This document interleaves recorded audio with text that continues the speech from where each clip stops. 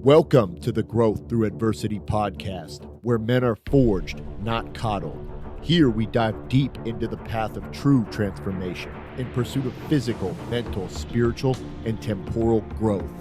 We talk training, nutrition, business, mindset, and spirituality. We embrace strength and we loathe ease. We reject weakness in every form and cultivate power, the will to power itself. This is the rebirth of modern man. Raw masculinity, tempered by reason, virtue, and right action, because nothing of value is earned without sacrifice.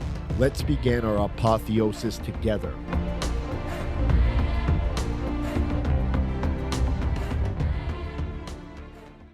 Welcome back to the Growth Through Adversity podcast, where we exalt man through struggle, physical, mental, spiritual, and financial. This show isn't just about training or macros. It's about the whole fucking journey. Becoming the man you were meant to be in your body, in your business, in your relationships. Becoming forged through fire. So today I want to talk about business. That was one of the points in this show that I haven't gone over yet, but that it was part of the original sketch and plan for this show. And we're going to talk about scaling and how I went from 2 clients in my coaching business at $400 a month to running a 6-figure coaching company that's changing lives all over the world. So I'm going to share that journey with you guys because obviously I think that when we look at self-growth, oftentimes I'm focused on helping you grow physically through mastering your body, but I have tons of clients that have went through my program and have told me like straight up that it has changed them at a fundamental level. In fact, I was just talking to a guy who's been with me for almost 3 years, has become a close friend of mine and told me that, dude, one of your, reels about business and about just like going for it, it inspired me. And I'm going to quit my job this August and I'm starting my own business. And I love that, man. And because 2 years ago when he first started working with me, he would have never done that. He also wouldn't, he was 100 pounds overweight and now he's doing jujitsu and running mountains and all kinds of crazy shit. So this changes you on a fundamental level and it shows you that you can do things that you once thought were impossible. And so that ties into every other facet of your life. That's what I try to explain to guys when I get on the initial call with them. We're not just trying to help you lose 30 pounds. I'm not just trying to help you build muscle. I'm trying to help you change your fucking life and change who you are as a person at a fundamental level. And when I say that, I mean that in the best way, to get rid of the weak parts and to exalt the strong. So let me give you a little bit of back history here. I got my first certification in 2017, but really I started coaching people about 2013 and it was just informal. It was just, I had a lot of experience boxing. I had some experience weightlifting and I read a lot and I studied a lot. And so people would come to me and they would ask me questions about splits, about training, about how to do this. And I would kind of help them. And then I started taking on a couple like on the side boxing clients. And so it started there, but it was just a passion thing. It was never anything that I ever thought I could make any money doing. In 2017, my mindset started to shift a little, and I decided that if I was going to really do this and go for it, I would need to get certified. So I went through ISSA's elite trainer program, and I got 5 certifications from them within the first couple of years, and now I think I've got like 7 or 8. But I didn't, and so I started taking clients at that point very loosely on the side, just kind of doing it as a side thing, doing it as something I enjoyed. And then in 2022, something kind of shifted. I was working landscaping. I don't mind hard work. I don't mind outdoor work, but really a job like that is just so fucking boring. You get up at 5 o'clock in the morning, you go to work, you're there by 6, and then you go to the same properties, you mow the same lawns, you do the same jobs over day in, day out. And then in the winter, you shovel the snow at all the same fucking places. You do all the same fucking shit. It has zero mental stimulation. And then it's just purposeless. Like it was solely just for money. And I hate doing things just for money because I, as an individual, am a man that is driven hard by passion. So if I'm not passionate about something I do, I get burned out fast and I get just bored. But my work ethic is crazy. Like when I'm doing something I love, I can work 16 hours a day and not even think twice about it. So it's all about passion and purpose and feeling like I am pursuing my soul's destiny, right? And that might sound cheesy, but I don't really give a shit what you think. This is what motivates me as a person. It's going to be different from person to person, but I'm very passion and purpose driven. Part of that's my background, part of it's just my personality. So in 2022, I had 2 clients. Each one was paying me $400 a month. I actually had one client to start with, and I still remember him. His name was John, and he was fucking awesome. And he found me on social media. He reached out. We started working together, and my prices were like fucking egregiously low because I was working out of my apartment at the time, and he would come over and work out with me, and then I ended up securing a second client, and at that point, I was making $800 a month. Now, mind you, in landscaping, I was only making about $1,600 or $2,200. So seeing $800 a month coming from what I love was significant to me at that point. And so I couldn't afford it.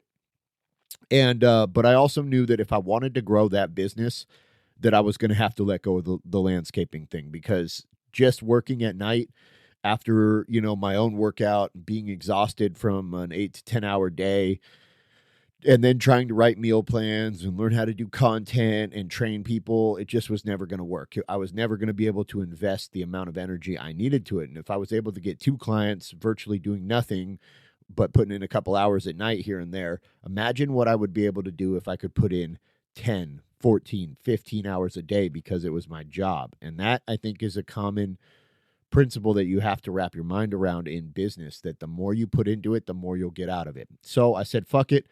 I quit my job. I knew I was meant for more. I fucking hated landscaping. Like I said, it was so fucking boring and purposeless. You just clock in, clock out, bust your ass, work for a bunch of fucking assholes and idiots to help someone else promote their dream. And now the owner of the company was actually a really good dude, and I have a lot of respect for him, but it was his dream. It wasn't my dream, right? So I was helping him fulfill his dream, which is great, but I wasn't chasing my own, and I knew I was built for something more. So I said, fuck it. I believed in myself, and I took the leap. Most people never. I quit my job just completely and went all in on training. Couldn't afford my bills, was like, whatever's going to happen is going to happen. So most people never take that leap, and it's because they're scared of failure. But we make failure this thing that's like this impossible monstrosity that's going to ruin us. But ultimately, what is it? It's not death. You know what I mean? What's the worst case scenario? If you quit your job and then you go all in on a business and you fail, what's going to happen? You're going to end up right back where you started. You can always go get another shitty fucking job you hate. But I'll tell you what, if I would have failed and had to go back and get some other landscaping job at some other landscaping company, I would have hated myself a lot less than had I have been a coward and not taken that chance, because then I would have just been like, okay, it's my fate. And then really what I would have done is I would have just went back to the drawing board and this is what I did wrong. This is what I did right. And I would have continued to dial that process in until I got it right, because that's my personality. I'm not just going to quit on my first failure. I'm not just going to, the first time I lose, I'm not just going to not get back up, right? So you got to have that mentality. Living a life that you hate is the biggest failure that you can ever do, way bigger than starting something and then not succeeding right away. So you've got to stop making failure this like life-ruining, life-ending monstrosity. Really, what's going to happen if you're going to fail? You're going to be in the same exact position you're at when you started, except you're going to have more, you're going to be in a better position because you're going to have more perspective. You're going to have more respect for yourself because you had the fucking courage to try something, and then you're going to know in unarguably what the fuck doesn't work. So when you try it again, you'll know what not to do. So after I went all in, things kind of started to take off a little bit. They didn't blow up immediately, but I started getting more clients and I started changing people's lives and seeing really, really good results. I also started putting in the reps. I started marketing, studying copywriting, studying lead generation, advertising. I have been, since I started my business, a professional. 100%. That is how I have approached it. This isn't a side hustle for me. This isn't something casual. Fitness is my life, and helping people reach their goals and being the best coach in the world. I believe I am the best coach in the world. That might be a fucking conflated belief, but I don't really give a shit. That's how I come at it. And the way that I do that is I study harder, I work harder, I care about my clients more, and I put more effort in. because I want to be the absolute very best. I want to be a professional. I didn't treat this shit like a side hustle. I've never had respect for those fucking clowns. You see them at the gym. They're like, they've got their little 9 to 5, and then they come in at night and they train a couple clients. And if you're working with somebody like that, they're a fucking amateur. They're doing that because they weren't good enough to figure out how to make it a professional career. And so you're choosing to work with an amateur and a bum rather than a professional. And that's just the fucking truth. If they were a professional, they would figure out how to make that their sole source of income. Either that or they're not passionate enough about it to care. And all of that raises all kinds of problems.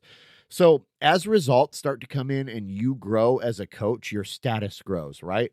So then you can start to kind of charge those premium prices. You can start to kind of be more selective on clients. In the beginning, you take every fucking lead that comes at you. So you end up with some really awesome people, and then you end up with some tire kickers, and some people that are just kind of a waste of your time, and you're a waste of their time. Because ultimately in coaching, you've got to wrap your mind around the fact that you're not selling a service or a product, you're selling a transformation. You're selling them what they want to become, and then you have to deliver on that. And once you can deliver on that, you become a commodity, because coaches that can deliver on that are relatively rare. There's plenty of them out there, but they are the exception, not the norm, right? So once you figure out that part and you're really good and you have a really good system, then absolutely, then you start to charge premium prices and start to seek out premium clientele. So I got very selective. I stopped chasing every lead. I built a system that attracted the right type of people who were actually ready to change and who were actually ready to work. And those are the type of people I could get these amazing transformations that you see all over my social media from. So while I was doing this, simultaneously, I was also fighting. And to me, fighting was the same. It was something I was passionate about. It was something I love. But at the low pro level, you don't get paid shit. You're making hundreds rather than thousands for your purse. Where you make money is in ticket sales. You get a commission, usually about 30% of all tickets you sell. So the more asses you can put in seats, the more money you're going to make. And then sponsorships. That's where the real money is in sponsorships. But at the low pro level, you're not in the fucking, UFC. You're not on national TV. So you have got to look at things different. Sponsors aren't going to come seek you out. In all sales driven business, you're not going to make any money sitting around waiting on your phone to call. And if that's your on your phone to ring, and if that's your mentality, you are going to be sorely disappointed. 90% of the money I make is made in outreach, and that is in my coaching business. That is in fighting, in everything.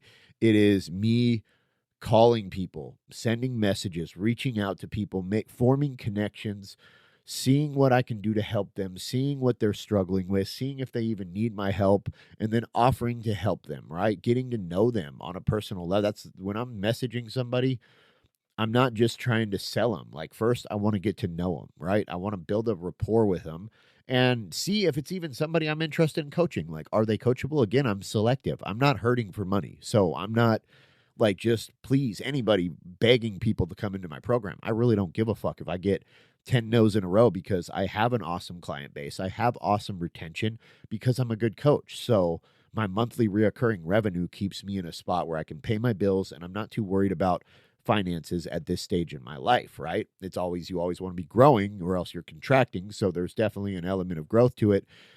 But when you get to that point in your career, it's okay, so then you start to look at things different. You're not desperate. Rather, I'm selective. So when I'm messaging people, number one, if they're hostile, I just stop messaging them. I don't offer them a fucking shit, and I don't offer them a free resource. I just literally stop off messaging them. If they're not polite and responsive, I just cut them off, right? Because that's not somebody I can coach, and that's not somebody I can work with. If they're already hostile in the DMs when I'm just trying to reach out and see if I can help and see if they're struggling with anything, and ultimately trying to give them some free shit, if they're hostile and rude at that point, then imagine what that person would be like as a client after they pay you. Fuck that. I'll give them their money back. It's not worth the hassle. Again, I got into business myself, so I don't have to deal with assholes. I don't work for a company where I have to have a boss as an asshole, right? I'm my own boss, and I don't think I'm an asshole. I think I'm a pretty nice guy. So I refuse to do that. And then I just want to get to know them, right? Like, are they coachable? And then I want to get to know, like, are they even struggling? Like, maybe they have it. They don't need my help. Like, and if they don't, then it's like, cool. Then I just form a new connection. And I'm like, well, what kind of content helps you? And I'll try to put out more of that kind of content. And then I get to know my audience and understand my audience and what they want to see, so I can get better at content and I can get better at putting out the shit that the people that actually follow me and support me are interested in, not the shit that I think they're interested in. So either way, it's a success, but ultimately you're often going to find when you form this connection and you form a relationship with somebody, a rapport, that they're struggling with something, because fitness is complex, right? It's not like I've studied this shit for years and I live it and I breathe it and I'm in the gym all day, and it's still pushes me to the limits of my knowledge and my understanding, and I'm always having to dig deeper and learn more, and I'm reading all the research. And that's somebody who does this for a living 24/7, 365, and has worked with over 500 clients since I started this. So I can't imagine what it's like to just be somebody who's got an 8 to 10 hour commitment at a job 5 days a week, has a wife, has kids, trying to keep themselves in shape, using the information they can find on the internet, which is often fucking conflicting. Social media is even worse. So yeah, I get it. Like, it's hard, it's complicated. And that's where like coaching comes in as so beneficial. But so fighting was the same way. I look at it like this: what do I have that is valuable enough that it can benefit somebody, that they're willing to buy it off me? And as a fighter, what do you have? You have a platform, you have a fan base, you have social media, you have people that follow you and listen to you. So for local businesses or businesses in the area of the promotion, I have the ability to promote them, to show that, hey, these are businesses I trust and I use. And that was how I made my connections with sponsors. And that was how I made fighting profitable. And you have to make fighting profitable because you're breaking your body, you're breaking bones, you're committing hours and hours every day to it. So if you're not making money doing it, you're wasting your fucking time and you're an idiot. Like, too many fighters limit themselves, and coaches do the same thing. If you're good at something, you already have leverage. You just have to stop thinking small and figure out how you can put that together as a package that will benefit somebody, how you can serve somebody with what you have already, right? So that's it. That's business. That's business 101. Like, what do you have that will help other people, that they're willing to buy it from you? So now I want to talk a little bit about in-person versus online coaching, because obviously I've made a jump in my business. So I started as an in-person coach, right? That was my background, and that was what I thought I would always want to do. But over the course of doing that, I started to see that in-person coaching is kind of broken. So in order to do this, to make a living as an in-person coach, you have to charge between about $700 and $1,200 a month, depending on how frequently you see somebody.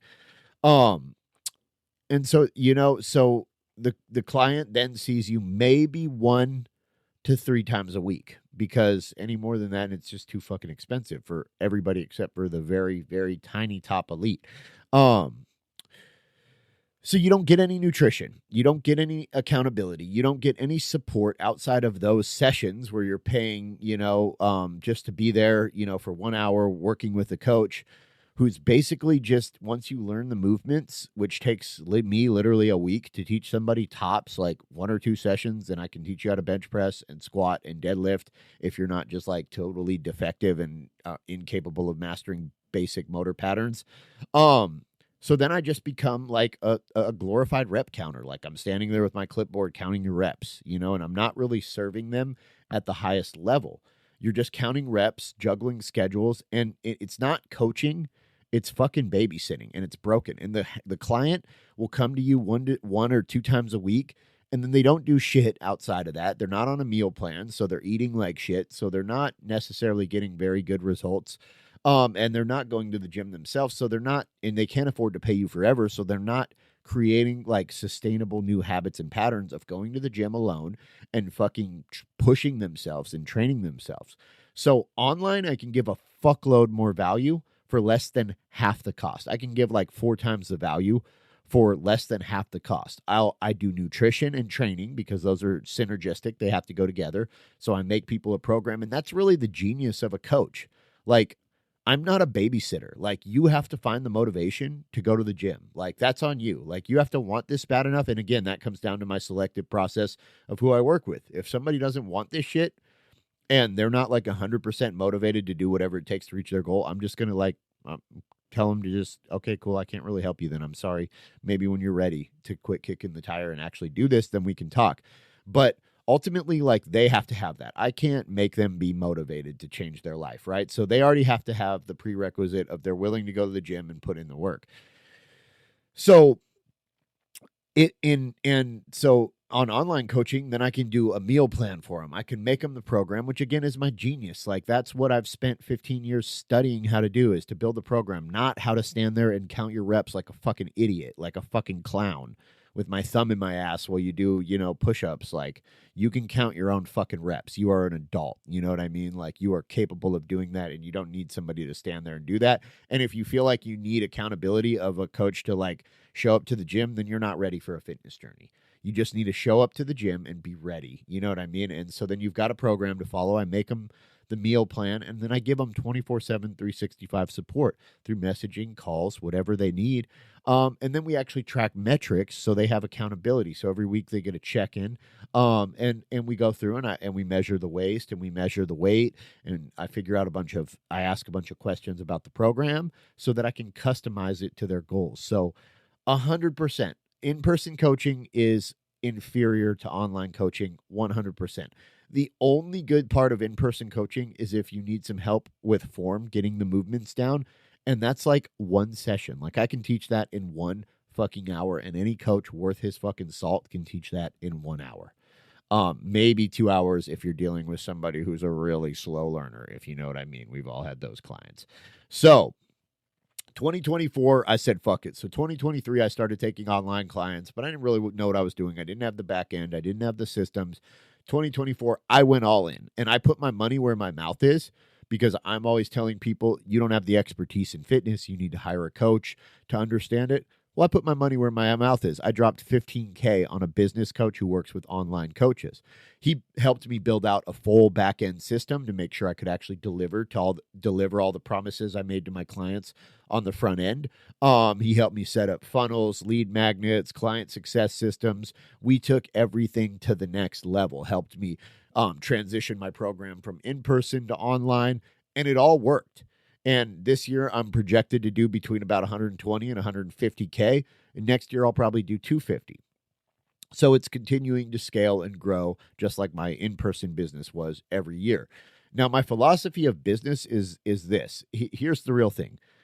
Money is just a reflection of impact. When you're in the coaching business and you're helping people, people are giving you money for a specific result and a specific transformation. And if you're not delivering those results to them, if they're not looking better, feeling better, getting the results that they want, getting stronger, they're not going to keep paying you that money. So the money that you're making is a reflection of the impact that you're having. So for me, I'm not chasing money. I'm chasing results. Money is just a reflection. It's just a data point. It's like taking your waist measurement or your weight on the scale to show how good I'm delivering to people and how many people I'm helping. And I love that about this business, because it's like you're actually serving people. So if you focus, and that's kind of one of my theories and one of my philosophies in business in general, is always, always, always focus on service before sales, right? Because the sales will follow the service. That's a cosmic law. If you are serving your clients on a super high level, your business is going to grow and you're going to get more clients and you're going to retain the clients that you have. Now, a lot of businesses fuck this up because obviously sales is the needle mover. That's what's going to put money in your bank account. That's what's going to pay your bills. That's obviously something that's very important to business.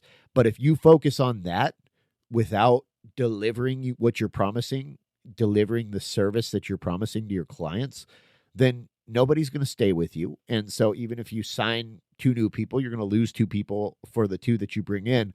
So, and also then word of mouth is so powerful. If people are saying good things about you, then that's where you're going to get clients, because you're overcoming the two most difficult obstacles in sales. And that's, people have to know you, like you, and trust you, right? If they don't know you, like you, and trust you, they're not going to give you a bunch of money. So it's much easier for people to know you, like you, and trust you when somebody they already know, like, and trust, their brother, their dad, their best friend, their fucking sister, what the fuck ever, tells him, hey man, this guy's awesome. He does me super good. He's built a program for me. I've lost 20 pounds. I've recompositioned. I've built a ton of muscle. I feel great. I have more energy. I have more confidence. I can take my shirt off at the beach.